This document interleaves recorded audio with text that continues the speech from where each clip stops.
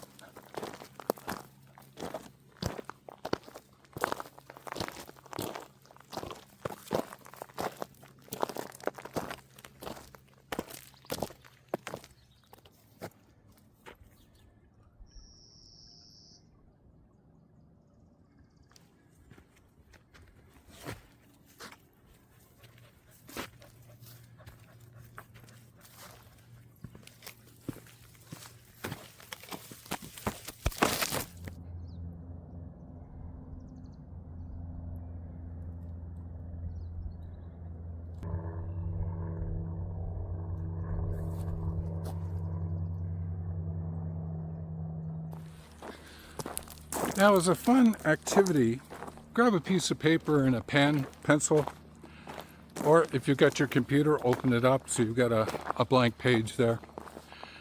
And let's take a look at paths. If you were to write P-A-T-H-S, what would the P stand for? Possibility? Propose? What would the A stand for? Alignment? Acknowledgement? What would the T stand for? Oh, transition, and my preference of transcendence. What's the H stand for? Hospitality, honesty. What's the S stand for? Safe systems, safer practices. What are your words that you associate with P-A-T-H-S? Write those down now. Now, as you take a look at those words, those 5 words, or you wrote multiple words, great, as I gave you multiple words, is there a story there about living life after 60 that you could weave together and shoot a video, write an article, craft something that shares that story somehow? That's what it is about being on the path. And I would encourage you, go back to what you saw Georgia walk, and what did you see, and write a story from that perspective. Years ago, I was involved with children's play in Australia. I actually got involved and was doing playground design. Now I'm talking back in the mid-70s. And it was a Children's Activity Time Society, CATS. And I got involved with them because I wanted to extend some things that I was working on at the time. Because I was doing some research about children's play and playground design. And I found this group in Australia when I was passing through. It actually helped me get a job there, which was great. But I just opened up to the possibility of what play is about. And then they created this event at one of the a conference center. And it was, they created a playground that was at children's size. If you went to pay your ticket as an adult, you would just reach across.